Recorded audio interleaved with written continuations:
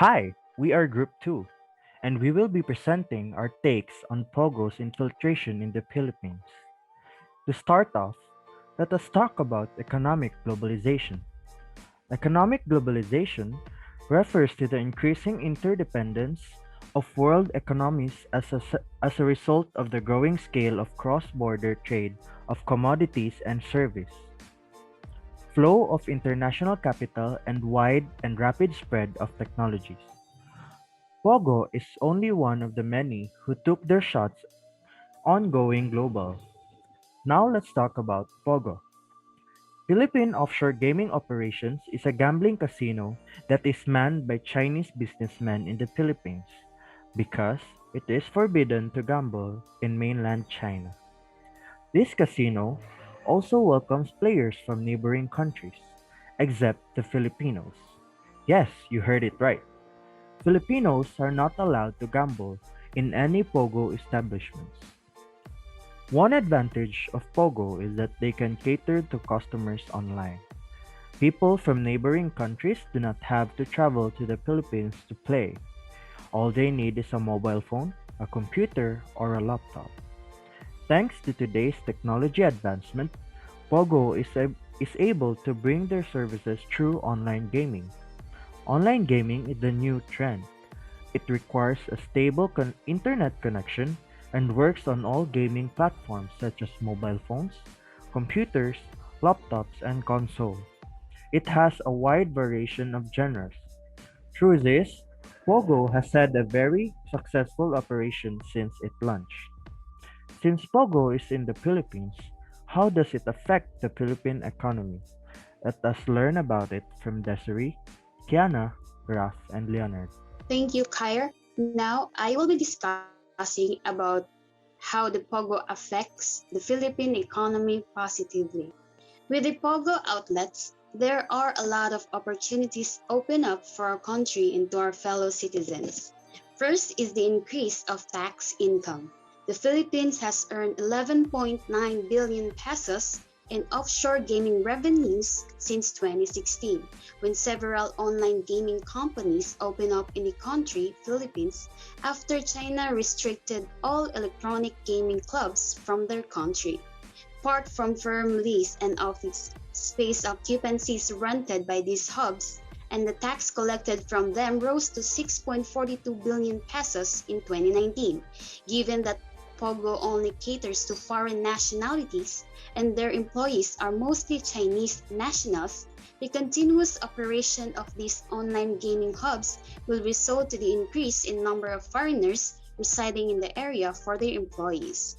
They would have rent out a place to live nearby the outlets, hence an increase in rentals in the area.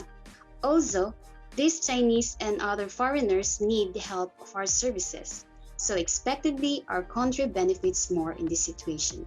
Next topic will be discussed by Desiree. Thank you, Kiana. So, the Bureau of Immigration has estimated that 3.12 million Chinese nationals have entered the country from January of 2016 to May of 2018 alone.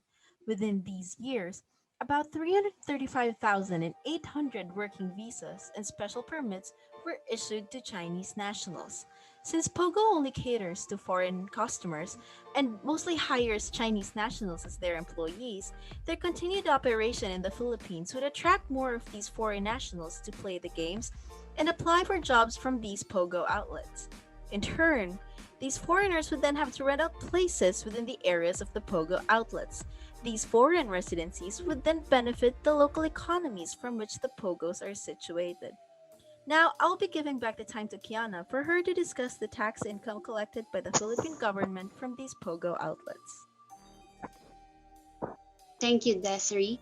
Now, this time I will be discussing about the tax income from POGO to the Philippine government.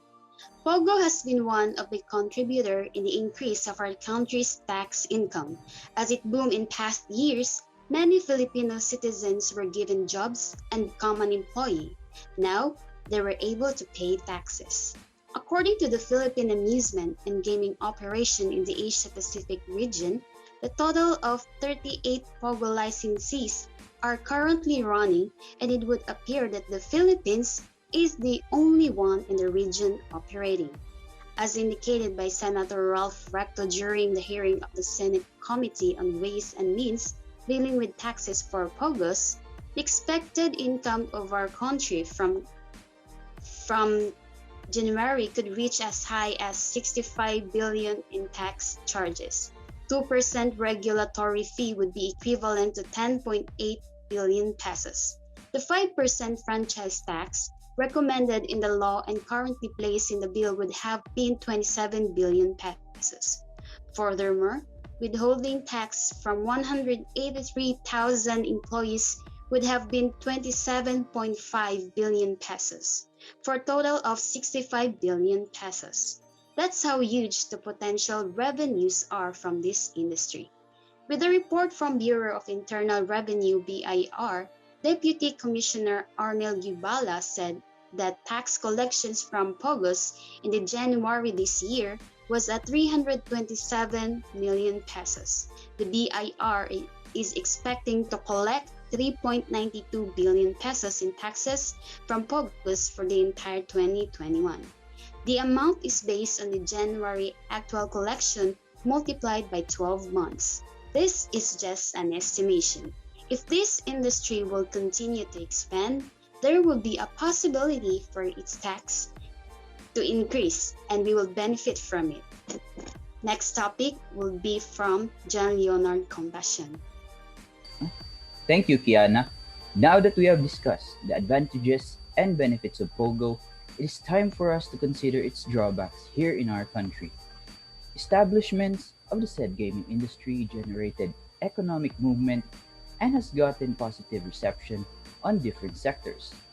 Although true and seemingly apparent, possible conflicts and drawback it may inflict may arise from this foreign operated firm and should not be overlooked by the country's constituents, mainly considering that our economy will take the most of its brunt. Pogo or no go? Questions were raised after the news on the proliferation of Chinese citizens and several criticisms after its operation caught tension all over the social media. What other downside does Pogo present? First, we'll tackle illegal entry of Chinese nationals. We all know by now that the number of Pogo firms have been increasing for more than a decade. And as it continues to expand, more people are going to be involved in the scene, especially Chinese nationals who are superbly capable of speaking Mandarin. In this situation itself, we can say that only a handful of Filipino workers might be hired in these establishments. In fact, according to Newsbites PH, 8 out of 10 POGO workers are said to be foreigners, and the remaining 2 are Filipinos. This is a data from the Philippine Amusement and Gaming Corporation, also known as PAGCOR. Senator Joel Villanueva, chair of the Senate Committee on Labor, Employment, and Human Resources Development, also stated that if legitimate POGO companies in this sector employ few Filipinos, we can only surmise as to how worse it is on illegal POGOs. The data we have now is just the tip of the iceberg, and it's a grim picture for our labor force. These gathered data from 2 years ago show the tyranny of these gambling firms in terms of hiring Filipino workers under their domain. Now that we've tapped into the inequality of POGO when it comes to the labor forces, you might think that it all ends there, right? But no. You see, what really is concerning is not just the aforementioned issue, but also the illegal immigration or entry of Chinese nationals in our territory. Illegal immigration basically refers to the migration of individuals to a certain country and at the same time violating its immigration law. Now, what can actually cause a person to be defined as an illegal immigrant? Factors such as overstaying a visa or using false documents to have an access of the country you're staying with is enough for you to be called an illegal immigrant. The main problem with POGO is that in order for these companies to propagate their earnings and maintain their operations, is that they would need to attract a ton of Chinese people to be involved in their sphere. And since the process of migrating to another country is quite a hassle to deal with, Chinese nationals would utilize an alternatively underhanded method, which is illegal immigration. The POGO industry itself is mostly affiliated to illegal transactions. Over the years, there have been several reports of unlicensed POGO operators being raided for their continuous illicit activities in the country. In 2019, the Philippines arrested approximately 342 Chinese nationals without working visas from a Manila based POGO outfit operating without a permit. This just shows how these schemes are so widespread in the Philippines and how it is becoming a major problem in our country. But it doesn't end there in that note. There's one more possible drawback that might be associated with POGO, and it will be discussed by our final reporter, Mr. Raf Lapot. So another downside of letting POGO operate any further is the drastic increase of prostitution dens in the country. They say, with one vice attracts other vices.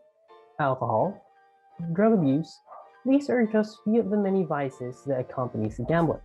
Condoning such small problems without any inhibition creates bigger problems such as prostitution and sexual trafficking. A Senate hearing reveals that many individuals now resort to online activities to hire women for sex.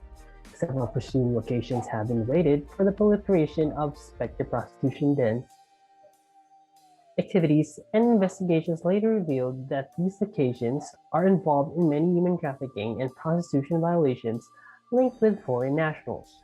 The suspects, who are reported to be mostly Chinese nationals, are associated with the offshore gaming industry.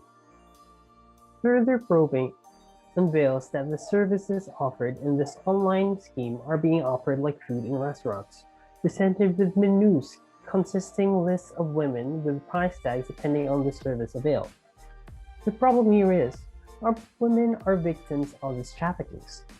We need to act now, says Senator Risa Hontiveros, chairperson of the Committee on Women, Children, Family Relations, and Gender Equality. If rules are not imposed, who knows what more problems this industry may bring to Filipinos? This begs the question, what measures must be put into place in order to diminish the ever-increasing sex trafficking in the Philippines? To wrap things up, here's Scar Montaner. In conclusion, POGO is still operating in the Philippines, and they have more than 50 established nationwide. However, they have stopped their operations due to the pandemic.